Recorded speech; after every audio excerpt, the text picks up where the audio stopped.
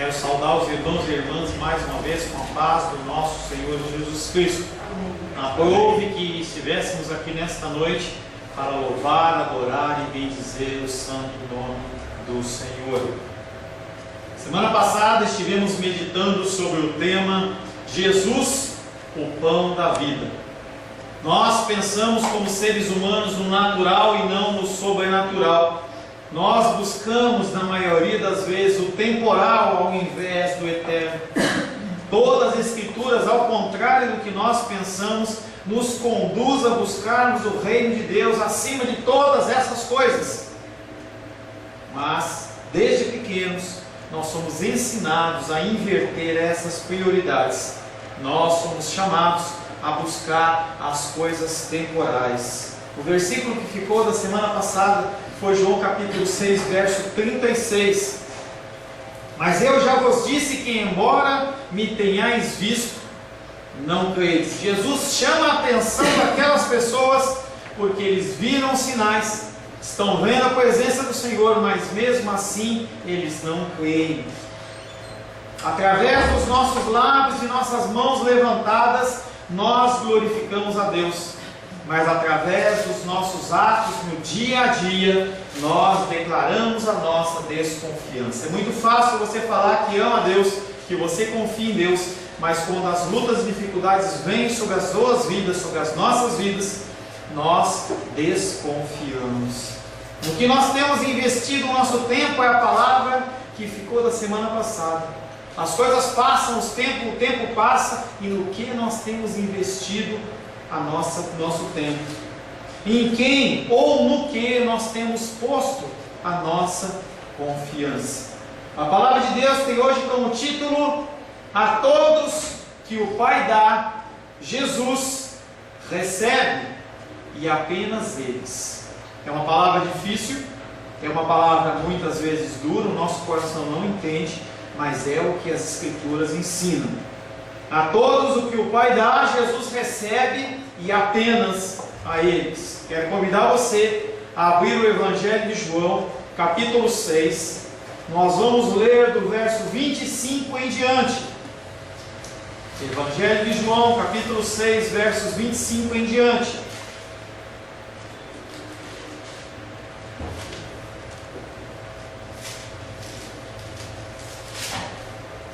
Assim diz a palavra de Deus, Evangelho de João, capítulo 6, versos 25 em diante. E tendo-o encontrado no outro lado do mar, lhe perguntaram: Mestre, quando chegaste aqui? Respondeu-lhe Jesus: em verdade vos digo, vós me procurais, não porque vistes sinais, mas porque comestes dos pães e vos fartastes. Trabalhai não pela comida que perece, mas pela que subsiste para a vida eterna, a qual o Filho do Homem vos dará, porque Deus o Pai o confirmou com o seu selo. Dirigiram-se, pois, a ele, perguntando: que faremos para realizar as obras de Deus? Respondeu-lhe Jesus: a obra de Deus é essa, que creais naquele porque ele foi enviado. Então lhe disseram eles: que sinal fazes para que o vejamos e creiamos em ti? Quais são os teus feitos?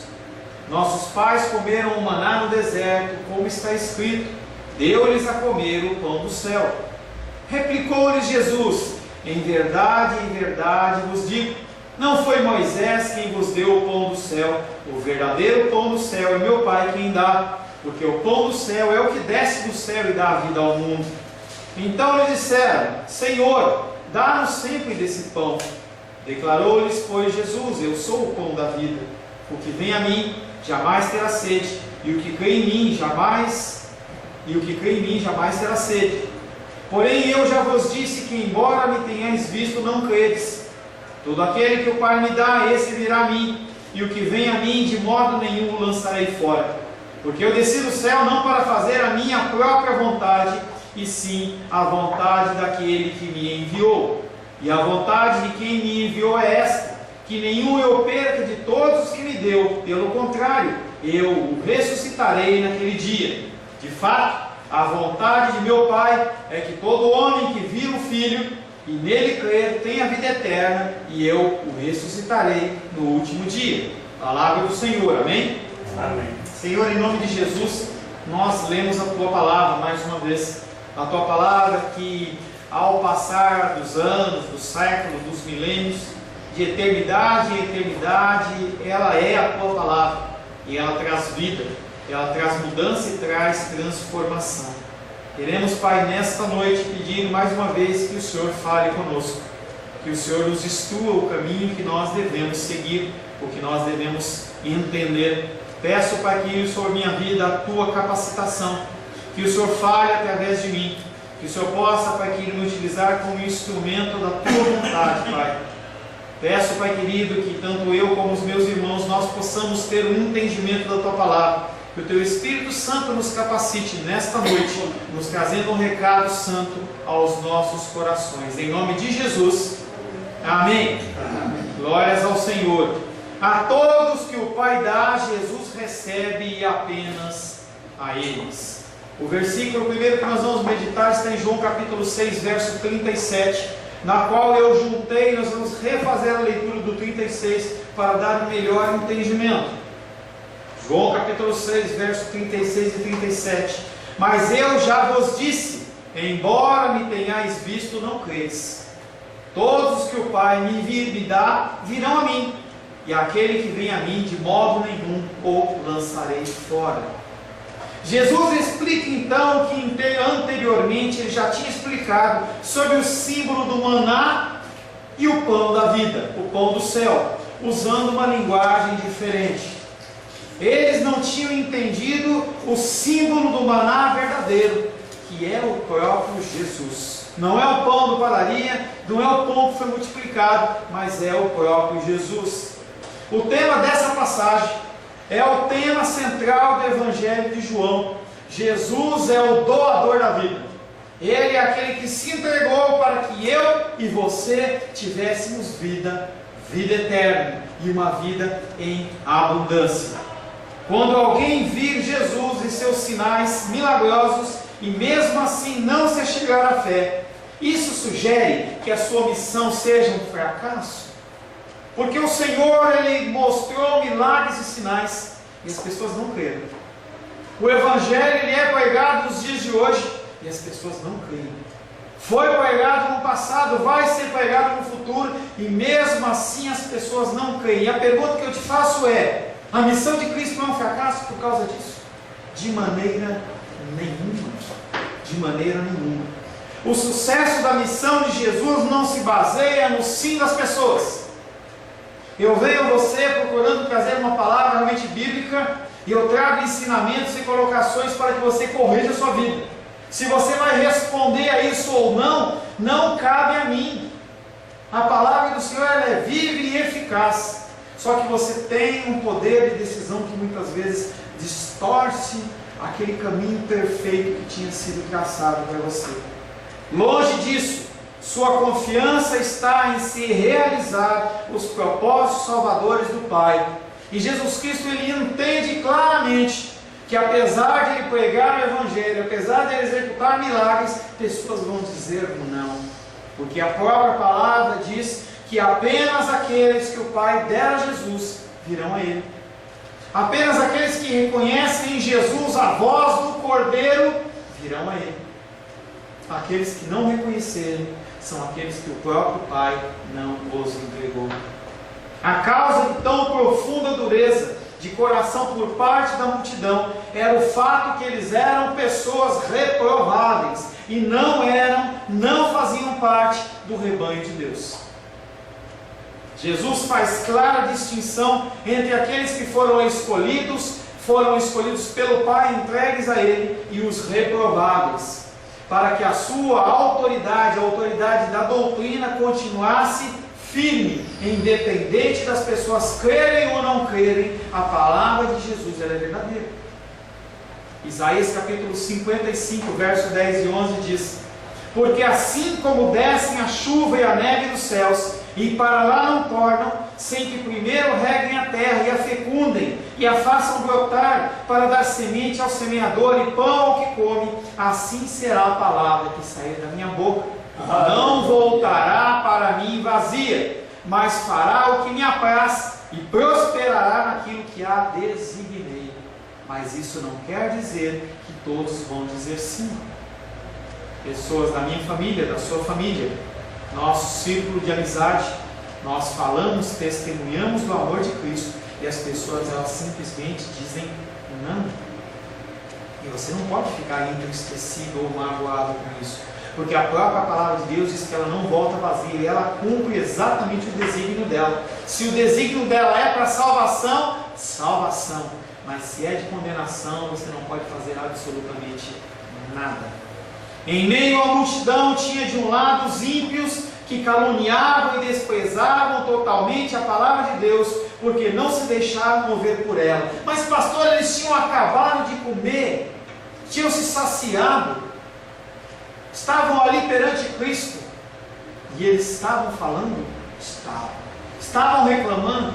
Estavam. Eles queriam apenas alguém que os alimentasse. Jesus Cristo não estava ali para satisfazer um desejo humano, e eles ficaram indignados.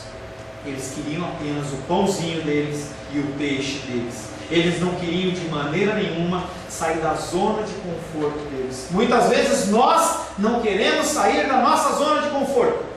Eu não vou falar porque vai incomodar, pessoa XYZ vai achar ruim, vai falar alguma coisa de mim, e nós simplesmente nos calamos. Do outro lado, pessoas fracas e ignorantes, que nutriam dúvidas se aquilo que era rejeitado pelo outro grupo era realmente verdadeiro ou não. São as conhecidas Maria vai com as outras.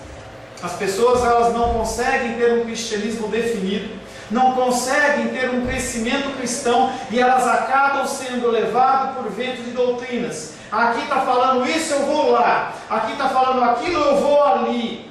E a pessoa ela não se firma, ela não cria raízes numa comunidade, num grupo, porque ela sempre está procurando novidades. Ela não quer estudar, ela não quer ouvir a verdadeira palavra. Cristo enfrenta essas duas oposições quando afirma que todos aqueles que não creem não lhe pertencem. Se a pessoa não crê, é porque ela não pertence a Deus. E que não precisam ficar surpresos se tais pessoas não têm nenhum prazer na palavra de Deus, mas que ela é abraçada apenas por aqueles que são os filhos. É muito claro. Pessoas estão dentro da igreja, pessoas fazem parte das nossas famílias, dos nossos círculos de amizade, e não querem nada com Deus, não querem compromisso com o Senhor. Interessante que essas são as primeiras pessoas a buscarem Deus quando a coisa complica. Quando a coisa complica, as pessoas elas querem Deus e elas precisam de Deus e querem que Deus as ajude de uma maneira rápida para que elas possam voltar à sua vida natural e comum.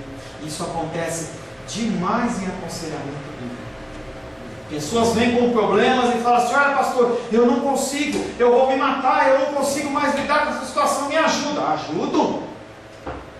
Vamos sentar, vamos conversar. Quando você começa a falar dos erros, começa a falar dos pecados, começa a falar dos defeitos, das coisas que a pessoa tem que se consertar, a pessoa olha assim e fala: olha pastor, você me desculpa, mas não é bem isso que eu quero não. Eu queria que o senhor colocasse uma solução no micro-ondas, colocasse 30 segundos e entregasse para mim quentinha. Eu não quero ser confrontado em nada, eu não quero ouvir sobre pecado, eu quero só a solução para o meu pecado, para o meu problema. As pessoas elas vão a Cristo, foram a Cristo nesse contexto, querendo apenas uma solução imediata. As pessoas que não querem Deus, não são de Deus. As pessoas que querem Deus, elas são de Deus. Parece uma redundância, mas é a verdade. Não adianta você querer que uma pessoa que não é de Deus, que não ouve a palavra, que não quer entendimento, não quer servir ao Senhor, que possa se render a Ele. Todos quantos o Pai lhe deu vão a Ele, e apenas Ele. O Senhor ele tem um grupo de pessoas, tem pessoas que Ele entrega para Jesus e fala: Jesus, cuida, Jesus, salva, Jesus, perdoa os pecados. Mas há pessoas que não estão neste grupo, pessoas que eu e você conhecemos, que não são caras, mas que se posicionam dessa maneira, não querem Deus, Todos quanto o Pai deu vão a Ele.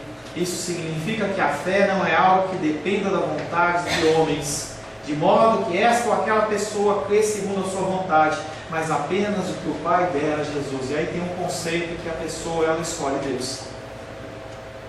Que você pode falar sim para Deus, ou falar não para Deus. Ah, hoje eu não quero Deus. Ah, hoje eu quero. E aí Deus ele fica como aquele menino de recados ali, naquela esperança, como se tivesse um recado marcado, um encontro marcado, esperando que você sim fale sim para Ele. Porque se me fala não, Ele vai chorar. Esse é o Deus de muitas pessoas. Quem controla a minha fé e a sua fé é o próprio Deus. Você não tem essa capacidade. É uma coisa que eu falo para as pessoas. Você já imaginou se Deus ele perdoasse os seus pecados segundo o que você perdoa as pessoas? Será que você seria salvo? O que iria acontecer com você se Ele medisse a tua salvação a partir do seu coração? A partir do meu coração? A salvação, a fé é algo que procede de Deus para que o próprio homem não se glorie. Não é de obras, mas é do próprio Deus. É algo que o Senhor ele embute no nosso coração e aquilo ali começa a crescer no nosso coração. E é algo que é inexplicável, que faz pessoas saírem do seu país e irem para outros países, faz a pessoa abandonar cargos para poder servir a Deus em outros lugares, em condições abaixo do que ele tinha, e não é natural, é algo que procede de Deus. Mateus capítulo 13, verso 10 e 11, é um versículo que as pessoas elas não gostam de ouvir. Então se aproximaram os discípulos e lhe perguntaram: por que ele fala por parábolas, por historinhas? Por que você não fala, Jesus, diretamente? Olha, eu sou Jesus, eu sou o Filho de Deus, ou você me aceita, você vai para o inferno. E eles olham para Jesus e falam: por que você fala em parábolas? Jesus responde: porque a vós outros é dado conhecer os mistérios do reino dos céus, mas àqueles não é concedido. Apóstolos, discípulos, homens que andam comigo, mulheres que andam comigo, para vocês é dado o entendimento, para aqueles não é. Esses que entendem são os que o Pai me deu, aqueles são os que o Pai não me deu. Não há nada a ser feito, não há nada a se corrigir. Estava lendo outro dia uma passagem que fala lá de Abraão, lá no texto lá do seio de Abraão, em que Lázaro e o rico morrem. Um vai para o inferno e outro está no seio de Abraão, que seria um lugar antecessor ao céu, digamos assim. E aí, aquele que estava enfermo antigamente estava lá parado, numa boa, e o outro estava lá no fogo queimando, e ele fala assim: Lázaro, molha o seu dedinho na água aí e deixa cair uma gotinha na minha língua. E ele responde: não tem como, olha o tamanho do abismo nos separando. E aquele homem começa a clamar, e começa a reclamar, fala assim: manda alguém para minha família, manda alguém para os meus irmãos, para que eles creiam. E aí o Senhor fala para eles assim: não adianta mandar, porque eles já ouviram os profetas, eles já ouviram a palavra, e mesmo assim eles não creram. Não, mas manda um anjo. Não adianta, porque as pessoas elas não querem Deus. As pessoas elas querem os benefícios de Deus, querem a saúde de Deus, querem as finanças prósperas de Deus, mas elas não querem Deus. E aqui Jesus está falando muito claro dessas pessoas. Aí eu vou te ensinar um conceito de teologia que alguns já ouviram de mim: livre-arbítrio. O que é livre-arbítrio? Uma palavra que está no lábio de muitos cristãos. E eu quero que você entenda o que significa livre-arbítrio. E aí tem um outro conceito que chama livre-agência. Pastor, é a mesma coisa? Não é a mesma coisa, eu vou te explicar o que é. Livre-arbítrio que está na boca de muitos cristãos e muitas pessoas é: eu faço o que eu quero e ninguém me controla. Nem Deus. Nem Deus. Livre-arbítrio. Se você é um cristão e você acredita nisso, eu sinto lhe dizer que você não é um cristão. Porque se Deus ele não é soberano na sua vida, Ele não é Senhor na sua vida, então você tem livre-arbítrio, você faz o que você quiser. Livre-agência. Você pode tomar decisões. Você não é uma Coca-Cola, como um tudo igualzinho. Você é um ser único e individual, e você toma decisões mas todas elas controladas por Deus, regidas pelo Senhor, porque em algum momento da sua vida você disse sim para Ele. Eu aceito Jesus Cristo como meu Salvador e meu Senhor. Então esse conceito de livre-arbítrio não é um conceito para cristãos. Porque se você acha que Deus ele não controla a sua vida, eu não sei o que você está fazendo na igreja. Agora, se você acredita nesse conceito de livre agência, sim, você toma decisões e muitas vezes decisões erradas, que você paga por anos. A gente acompanha as pessoas e a gente vê a consequência do pecado que a pessoa vai carregar por anos ainda. Decisões erradas, casamentos errados, escolhas de cursos na faculdade errados, empregos errados, compras erradas de carro, de casa erradas, simplesmente porque a pessoa ela acha que ela manda, ela pode, ela decide. Mateus capítulo 6, 27 é uma resposta para aquelas pessoas que acham que pode mudar alguma coisa na vida delas. Qual de vós, por ansioso que esteja, pode acrescentar um côvado ao curso da sua vida? Você pode aumentar um dia na sua vida? Você pode aumentar um minuto na sua vida? Um segundo na sua vida? Você pode retirar tempo da sua vida? A palavra de Deus diz que não. Tem uma data determinada em que você vai morrer, em que eu vou morrer.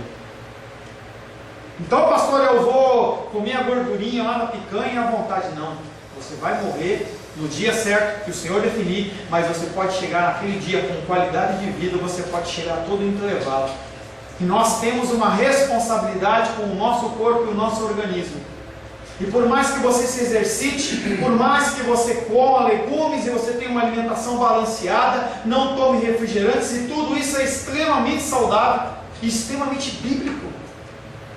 Porque quando você toma refrigerante, você está jogando uma coisa no seu organismo que é extremamente ruim para o seu organismo. E eu cometo esse pecado, que eu sei que você comete também. Nem todos, mas alguns sim.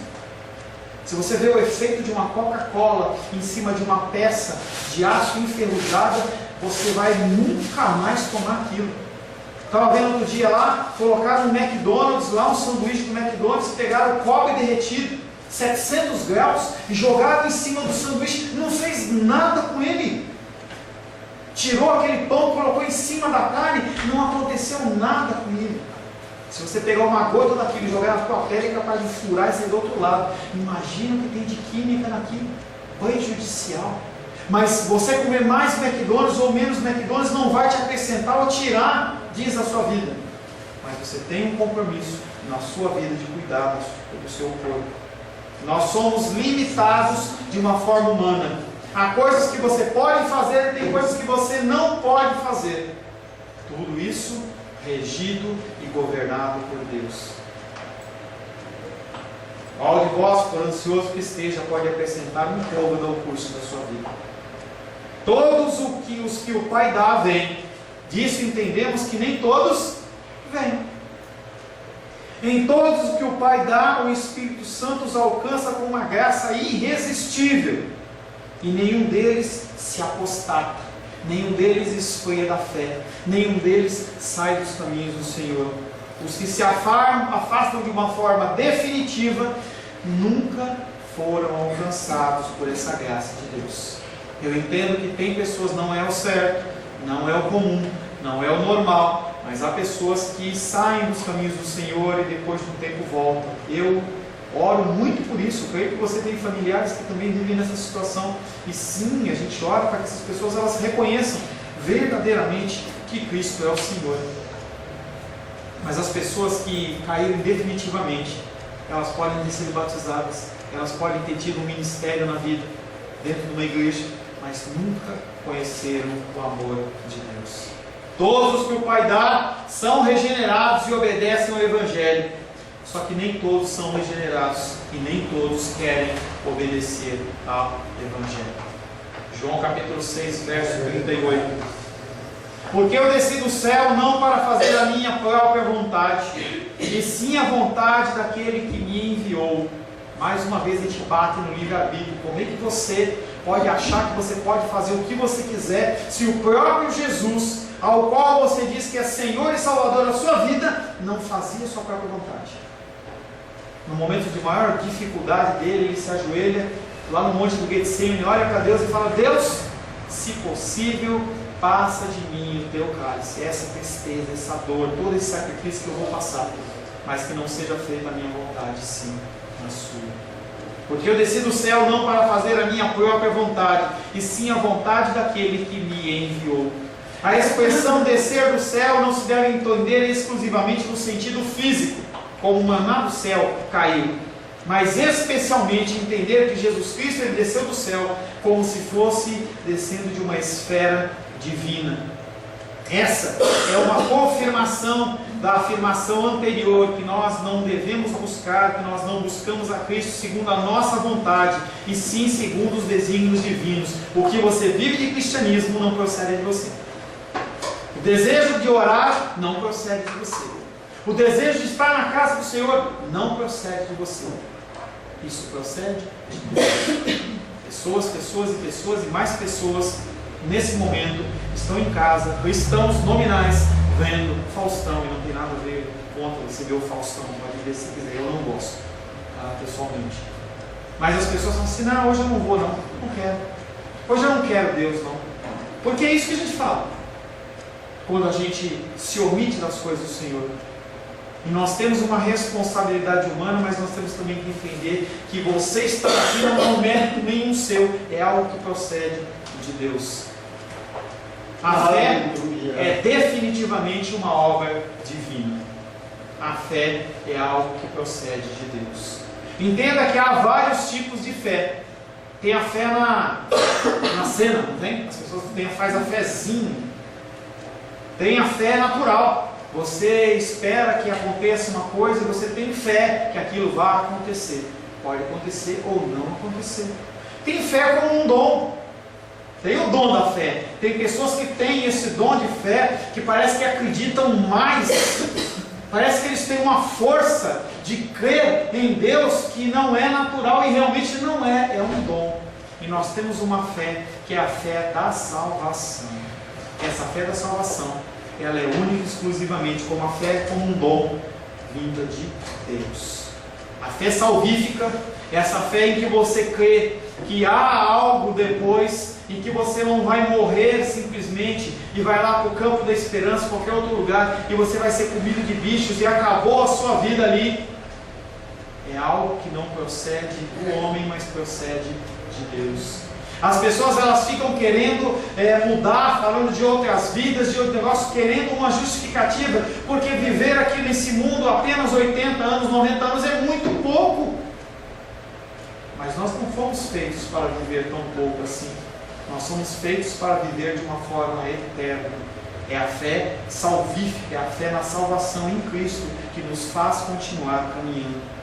Através da fé, Deus nos mostra que nós somos seu povo e designa seu Filho para o seu protetor de nossa salvação. Ele mostra para mim e para você que há esperança sim.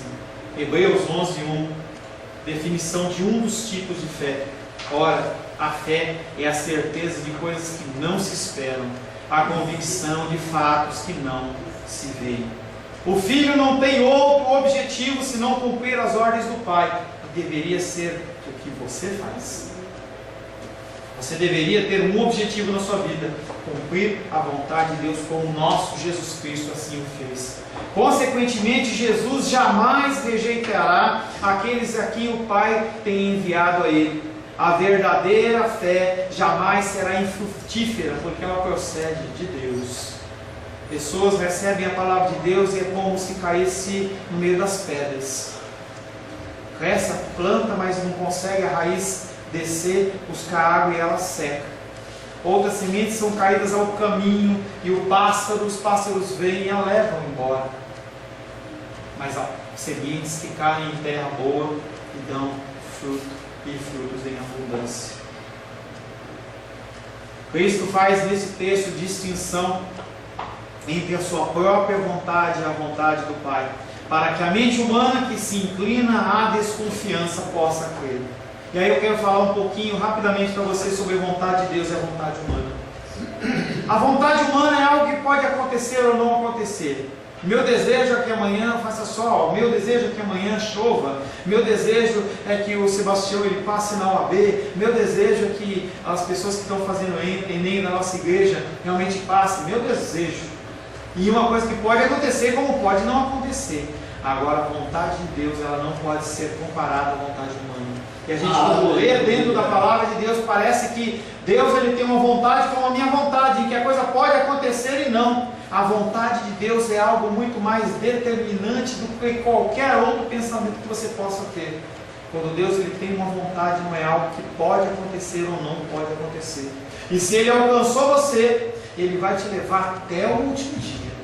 Seja tu picando, Ele te levanta, porque Ele assim determinou. Cristo declara que Ele se manifestou ao mundo a fim de poder realmente executar o que o Pai decretou em relação à nossa salvação. E aí aparece Paulos, aparece Gabrielos, aparece Glendas, aparece Benés, num contexto em que nós somos o continuador da obra de Cristo. Em que nós estamos aqui também, não para fazer a nossa vontade, mas para fazer a vontade de Deus.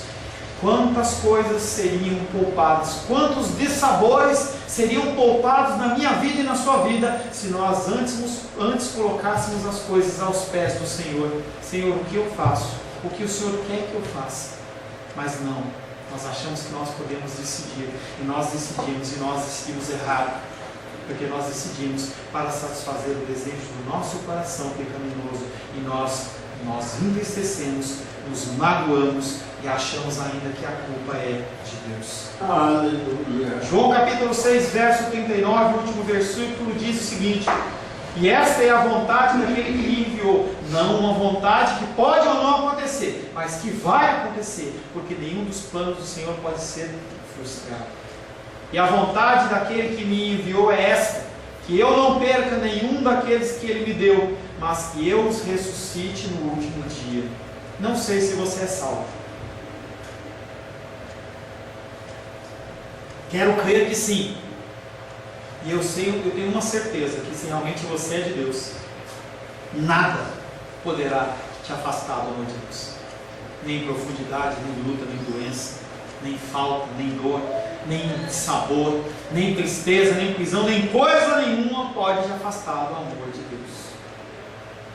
Jesus agora testifica que esta é a vontade do Pai, que os crentes encontrem salvação garantida apenas em Cristo, e todos quanto não tiram proveito da doutrina do Evangelho são reprováveis e não fazem parte da palavra ou do rebanho de Deus. Nós continuamos falando, nós continuamos testemunhando, falando do amor de Deus, e aí cremos que Deus vai cumprir a sua vontade, mas nem sempre todos serão alcançados. Portanto, se virmos que a pregação do Evangelho se apresenta como a ruína de muitos, não temos razão para desapontamento, porque tais pessoas voluntariamente atraem o mal para si ao rejeitar a Cristo. A palavra é clara, não há um outro caminho para Deus. Não é o monte. É gostoso orar no monte, mas o monte não vai te levar para Deus. Não é ir para Jerusalém, nunca fui para Jerusalém, deve ser muito lindo lá, mas Jerusalém não vai te levar para Deus. O único caminho é Jesus Cristo. Ele é o caminho, a verdade e a vida. Devemos descansar no fato que o Evangelho terá sempre o poder de atrair apenas, única e exclusivamente aqueles que o Pai entregar. O Evangelho ele atrai de uma maneira irresistível. Nós temos cada um a sua história que continua sendo construída, mas você sabe que em um momento da sua vida algo te atraiu e você não conseguiu resistir. E isso chama-se salvação. Mateus capítulo 3, verso 13 e 15. Por isso lhes falo por parábolas, porque vendo não veem, e ouvindo não ouvem, nem entendem. De sorte que neles se cumpre a profecia de Isaías: ouvireis com os ouvidos e de nenhum modo entendereis. Vereis com os olhos e de modo nenhum percebereis, porque o coração desse povo está endurecido. De mau grado ouviram com os ouvidos e fecharam os olhos, para não suceder que vejam com os olhos ouçam com os ouvidos, entendam com o coração e se convertam e sejam por mim curados. As pessoas, elas precisam ser alcançadas pelo amor de Deus, como eu e você fomos. O meu coração sem Cristo não é um coração que recebe a palavra.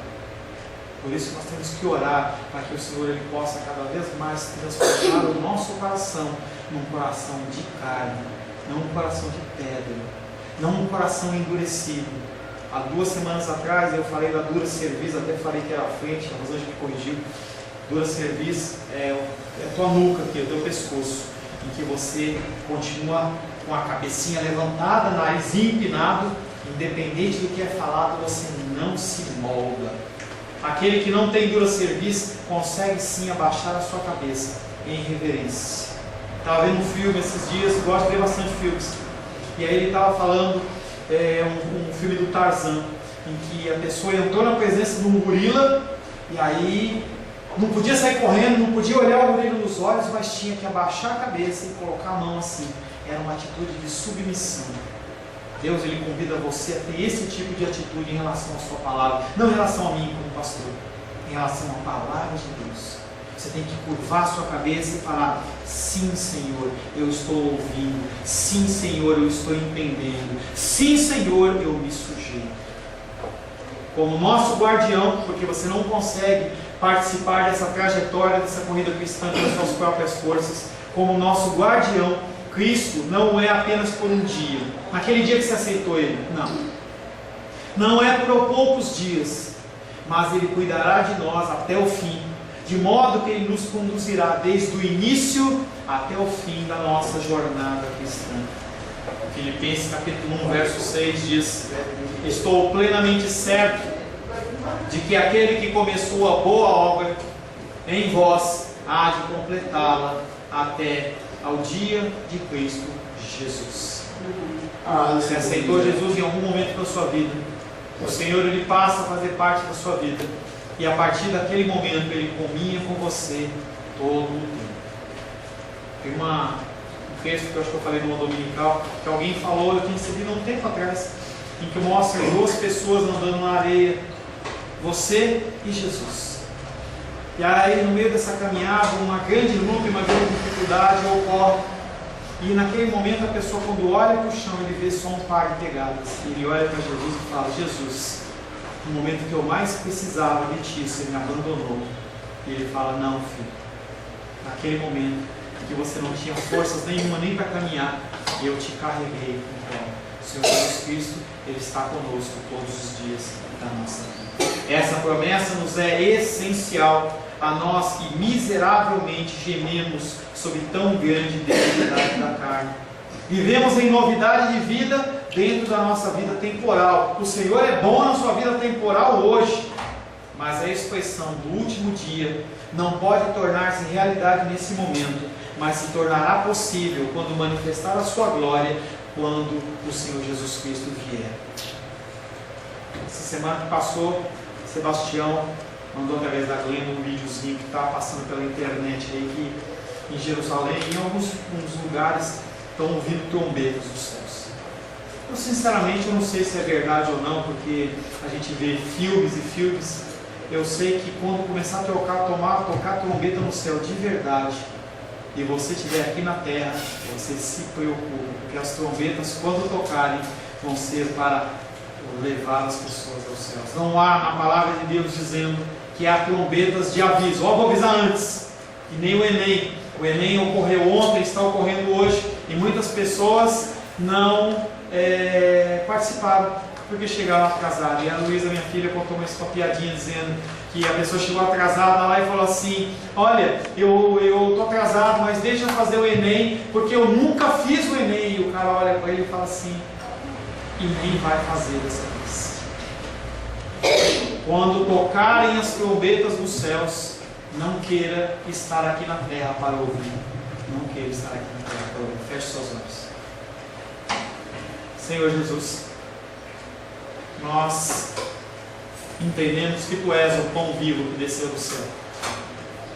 O Senhor veio para glorificar o nome do Pai, primeiramente, para cumprir as Escrituras, primeiramente, mas nós só podemos ser salvos a partir do teu sacrifício na cruz. Nós entendemos que tu és o pão vivo que desceu do céu, aquele que nos dá a vida e a vida eterna. Nos ensina, Pai, a nos amoldarmos ao teu querer e à tua vontade. Em nome de Jesus. Amém. Amém. Glórias ao Senhor. A paz seja convosco. Meu nome é Paulo César. Eu sou pastor da Igreja Cristã Semente de Vida, aqui em Brasília, Distrito Federal. Me alegro que a palavra tenha te alcançado. A palavra faz isso. Ela alcança as pessoas aonde quer que elas estejam. E você foi agraciado com esta palavra. Não que eu tenha nada especial a te dizer. A palavra ela é suficiente e ela usa quem ela quer. E eu me alegro por ter sido um canal para poder te abençoar. Mas eu quero te dizer que não basta você ser um ouvinte. Não basta ser uma pessoa que se alegra quando você ouve a palavra de Deus. A vida ela é feita de decisões. Se você está ouvindo essa palavra hoje, eu creio que o Espírito Santo tem um propósito especial com você.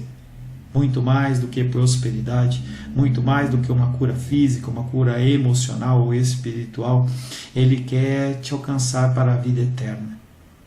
Nós investimos nosso tempo, nós investimos as nossas forças em coisas terrenas, mas o Senhor ele tem muito mais a oferecer.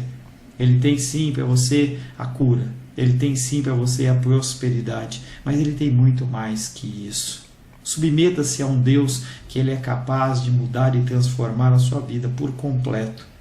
Creio que o Espírito Santo ele é capaz de tocar o teu coração. Quero pedir que você curve a sua cabeça. Senhor, em nome de Jesus, coloco na tua presença essa vida que ouve esta ministração, que ouve esta palavra. Pai, eu não tenho capacitação nenhuma, mas o teu Espírito ele é capaz sim de tocar nesta vida, gerar nela mudança, transformação, arrependimento, e que ela possa simplesmente bater no peito, convencendo-se que é pecadora e que precisa de um Deus salvador. Não há um caminho a ti, meu Deus, que não seja através de Cristo. E eu lhe peço, Pai querido, que você alcance essa vida e ele possa sim tomar uma decisão pessoal pelo Senhor, em nome de Jesus. Amém.